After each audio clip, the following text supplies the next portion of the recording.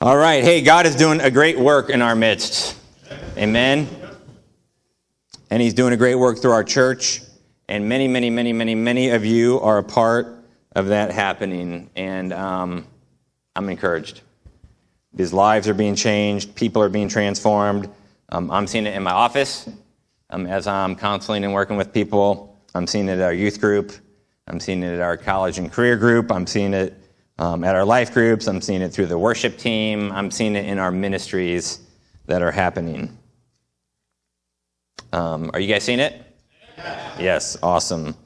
If you want to see it or you want to see it more, then I encourage you to become more involved in the life of the church so that you can be a part of and experience the work that God is doing here. And I really just want to share a couple things, and then we're going to get back to worship. Turn to Exodus 33.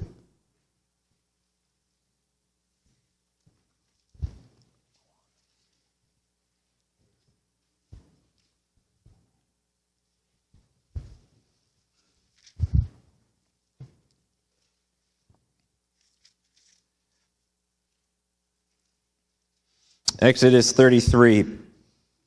In verse 7, it says this: Now Moses used to take the tent and pitch it outside the camp, far off from the camp, and he called it the tent of meeting. And everyone who sought the Lord would go out to the tent of meeting, which was outside the camp. Whenever Moses went out to the tent, all the people would rise up, and each would stand at his door and watch Moses until he had gone into the tent. When Moses entered the tent, the pillar of cloud would descend and stand at the entrance of the tent, and the Lord would speak with Moses. And when all the people saw the pillar of cloud standing at the entrance of the tent, all the people would rise up and worship, each at his tent door.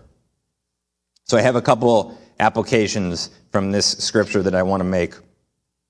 My first one is this: they wanted to be a part of what God was doing. They wanted to be a part of what God was doing. So Moses is at the tent of meeting, the pillar comes down, and they want to partake in what Moses is doing. Are they in the tent? Nope. But they wanted to be as close as they could. They'd come outside their tent, and look what it says in verse 10. The people would rise up and worship, each at his tent door. They wanted to partake in what God was doing. Participate in whatever way you can, fully and actively, and be involved in serving in various ways. By doing this, we're partaking in the ministry of the body of Christ. Lauren's word is very appropriate. It was very appropriate. I hope you all received Lauren's word because it was spot on. What we're doing throughout our week affects what happens here. And each of you play a part in what's occurring here, small or big. And as he said, your sin can be a hindrance to the Spirit working in your own life, perhaps in the life of others. Maybe he wants to use you. It's a little bit hard to do that, the Lord to use you, if you're not walking with him. So receive that word that we need to be active in our participation in the word, in prayer, in ministry to the body. You know, perhaps today the Lord has a word for you to give to us, to me. This past week, Justice and Mike Smith and I went to Belize. Yeah. We had the opportunity, the plane tickets were dirt cheap, and we're looking at expanding our outreach in Belize, and so we wanted to talk and take an extended time to talk with one of the pastors that we are met last year and have developed a relationship over this past year. And so, we've worked, you've probably heard Libertad and Pastor West many times in the past. We're going to continue our work in Libertad, and we're expanding to a couple villages over to a village called Calcutta. And there is a non-denominational church there led by Pastor David Smith, who is just an awesome man of God, has a heart for the Word, has a heart for the Lord. And so we traveled down there because the opportunity presented itself, and to do some kind of pre-trip setup get just miscellaneous details taken care of for our summer trip. We have, I think, 10 people going for our trip this summer, which is very awesome. Yeah. And 7 are going to Belize for the first time. And many of those people, actually, it's their first mission trip outside the U.S. ever. So that is encouraging to me. It's very exciting. As a side note, we will also be having a trip to Haiti in the fall. We mentioned that in the past, and we will give you more details in the weeks to come on that trip as well. Our work in Belize, God is really blessed, and we've been privileged to make contacts with a number of pastors over the years.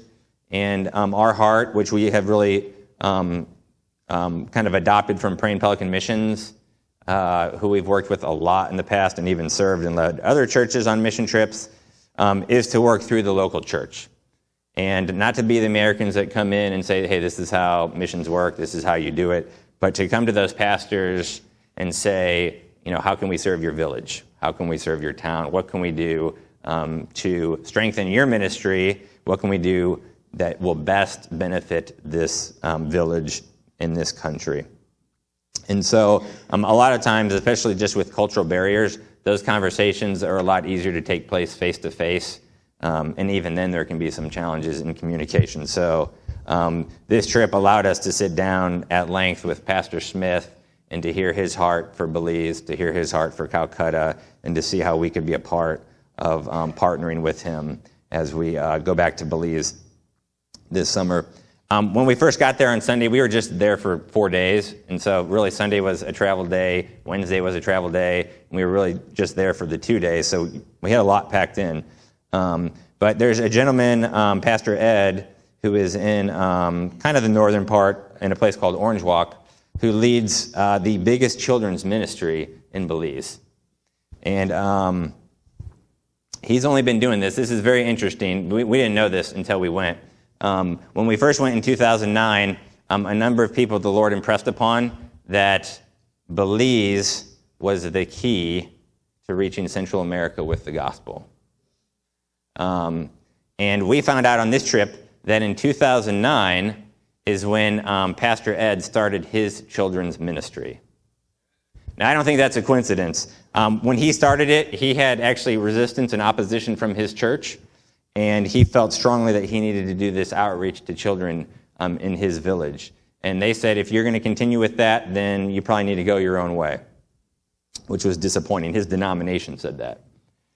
So he stepped away from his denomination and stepped down from where he was at because he felt just a conviction that he needed to do this.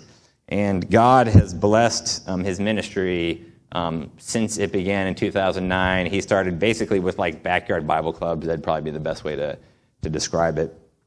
To now, he travels internationally to different countries in Central America, training them how to do children's ministry. So he's been to Honduras, Mexico, Guatemala. I think they're getting ready to go to Nicaragua. And he just has he's a fun guy to be with, but he's very sweet. He's very gentle. He's very humble. His wife is awesome too. She only speaks Spanish, so there's a language barrier for us with her. Pastor Ed is bilingual.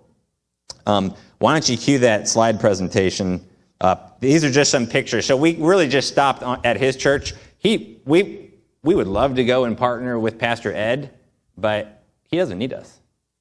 I mean, he really doesn't. I mean, that's the truth. At this point, we are not needed to work with Pastor Ed. We would love that, but God is doing such a great work, he'd really be doing ministering for us, and we'd probably just slow him down. But we love him, so we got an opportunity. His church is on Sunday afternoons, and so we got an opportunity to go there. And now some people complain that our service is long, okay? His service, 3 hours long. 3 hours, all right? So today we thought here we would try some, no, I'm just 3 hours long in Spanish, okay? With some occasional English thrown in for, I think, our benefit. So if you see some pictures up there as they get it up there, you're going to see some kids it was really cool because they had a little part of the worship service where the kids like made their own instruments and like, brought them up to the front and we're all like beating on them and everything like that. I think it'd be cool here if we did something like that for our kids. In part because I just want to see like how the worship team would react, to some kid on a xylophone, just me. Because it was kind of interesting how the beat went during those songs. But it was cool because they're engaging the kids in the worship. It was a good time. We're blessed to be friends with Pastor Ed. One of the songs that we sang twice. Ancient of Days. Have you guys heard that? Justice has a little clip if you haven't heard it.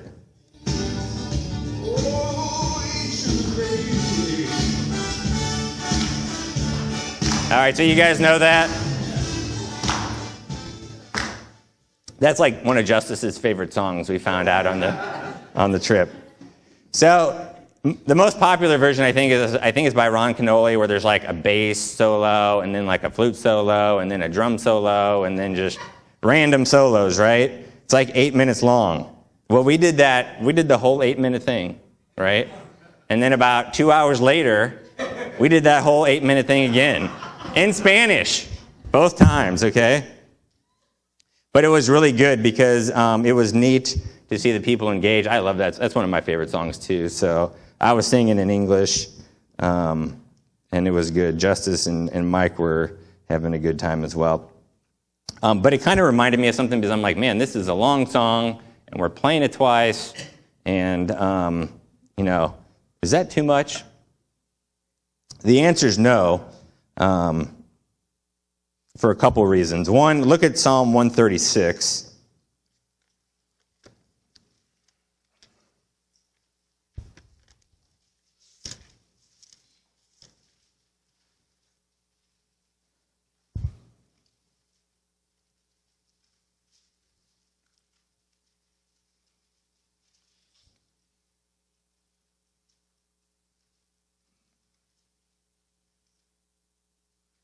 So in Psalm 36, which is an amazing psalm, I love it. It's probably one of my favorite psalms. It starts out in verse 1, give thanks to the Lord, for he is good, for his steadfast love endures forever. Now, if you remember months ago, I preached on this keyword hesed, right? So that's that word steadfast love. That's being translated from the Hebrew hesed there, which is like the fullness of God's love in his covenant relationship with us. It just entails so much.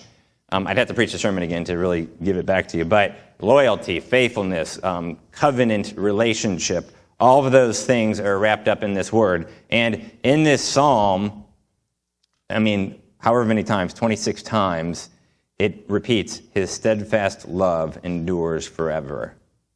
And you know what? We cannot hear that too much.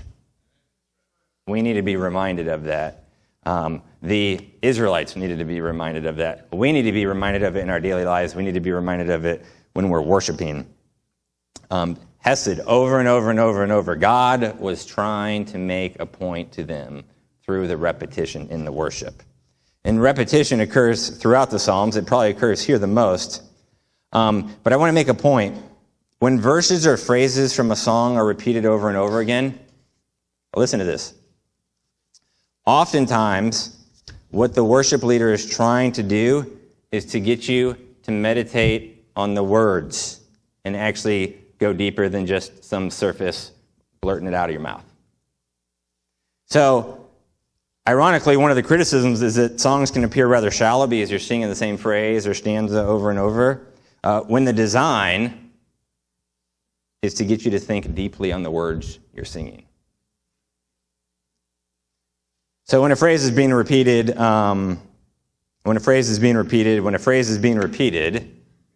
it is likely intentional. And the worship leader is wanting to draw your attention to that phrase. It's not just a little, time to go into the next song or something like that, or I forgot the next chord or something like that. It's intentional. Think of, your love never fails, it never gives up, it never runs out on me. Okay? Some of us need to sing that like 100 times. in a row. Because then it might finally start to sink in a little bit. And when you sing something repeatedly, at some point you can't gloss past the words. You actually have to think about them. You have to think about them.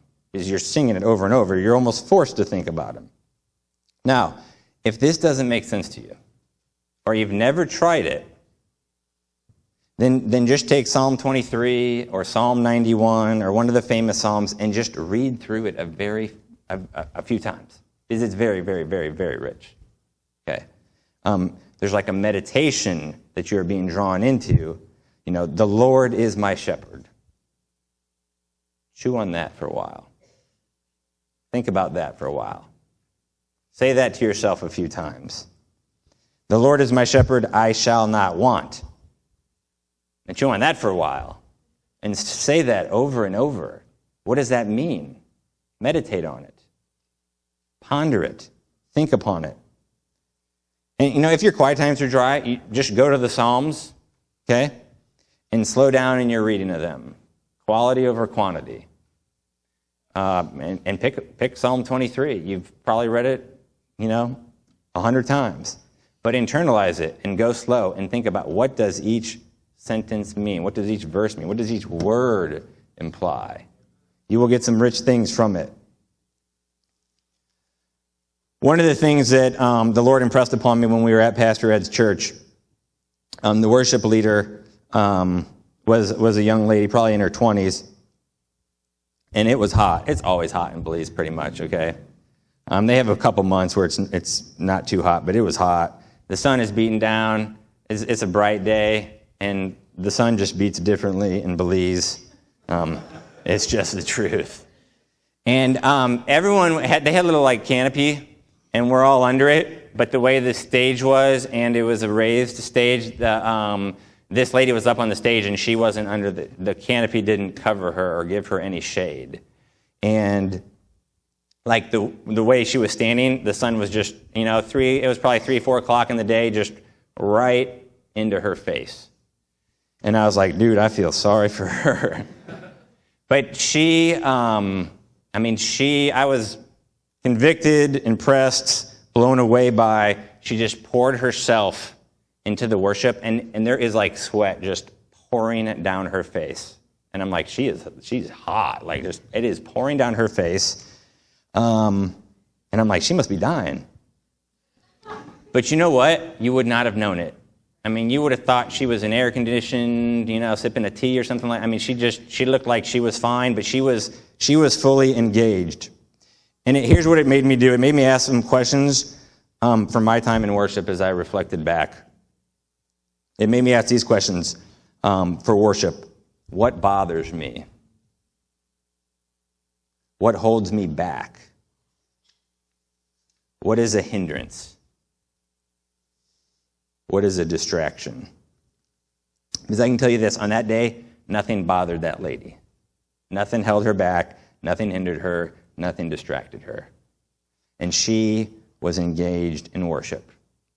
And you know what it did for me? It encouraged me to engage in worship. It encouraged me to partake. And when I look around sometimes and worship here, all it takes is for me to see like 1 or 2 people sometimes just fully engaged. You know what I'm talking about? Where people are like, they're fully engaged in worship. And I'm like, man, I want that. I want that. And I'm like, I'm going to get it. Right? I mean, it's there. And she was engaged, and nothing was going to stop her from worshiping the Lord. And man, what a resolve that we need. That's what I want. And some of you here have helped me get there because of you fully engaging. All right? So that, again, back to Lauren's word, right? Ministering to one another. It's a ministry to one another. You're helping other people come in and engage. One last thing, in Psalm 145, if you flip a couple chapters over,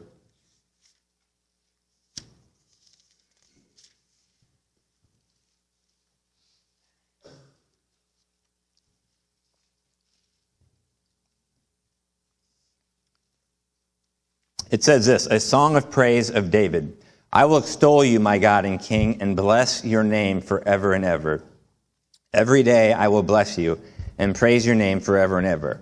Great is the Lord, and greatly to be praised, and his greatness is unsearchable. One generation shall commend your works to another, and shall declare your mighty acts. And I love verse 4, where it says, one generation shall commend your works to another. Okay? That's what we're doing here, right? Because we got at least 3 generations, maybe 4, and that's what we want happening, right? We're commending God's works to each other. If you read on, it says this, on the glorious splendor of your majesty and on your wondrous works I will meditate. They shall speak of the might of your awesome deeds, and I will declare your greatness. They shall pour forth the fame of your abundant goodness, and shall sing aloud of your righteousness. Now, when I came to verse 6 and 7 the other day, I was like, man, they? Like, what is the they? Because sometimes they use different figures of speech, and, so I'm like, is it the wondrous works or something, and they're like personifying it, or the glorious splendor? No, it's actually going back to verse 4, the one generation commending your works to another. So the people in that generation shall speak of the might of your awesome deeds. It's this continuing thought that's going on. And then David saying, and I will declare your greatness. They shall pour forth the fame of your abundant goodness and shall sing aloud of your righteousness. Okay? So when we're doing that, what's it talking about, man? In the worship service, right? We're testifying to the people around us about who God is. And we're making a statement of faith to them when we worship, when we engage. Specifically, you could say, parents to their kids, right? It should be a time of training. It should be a time of teaching. But even to the person behind you, even to the person in front of you, even to the person across the room, you're testifying, all right? When you lift up your hands, when you get on your knees, when you say amen, it's a testimony of who God is to you. And I encourage you to partake in that. Here's what Calvin said. He said, verse 7, as the verb nabang, which is in the ESV, the pour forth in verse 7, means properly to gush out, some suppose that as applied to speech, it means not simply speaking, but an overflowing utterance, like water rushing from a fountain. And then later, that last verb, sing aloud, in verse 7 in the ESV. In the close of the verse, he says, it answers to this, meaning to shout or sing aloud. And I like both of those, right? Shouting, singing aloud, which I've talked about before, but also this idea of pouring forth or gushing out, overflowing utterance. We can't stop worshiping because God is so great. We can only but worship him. So I encourage you, I'm going to have the worship team come back up. I encourage you to not let anything be a hindrance to you today. I encourage you to have no distraction. I encourage you to engage fully. We have the mic here. If you want to pray or you want to share something, I'll be in the front row. Keep your prayers to just a couple minutes so more people can engage, or if you have something to share, do that as well.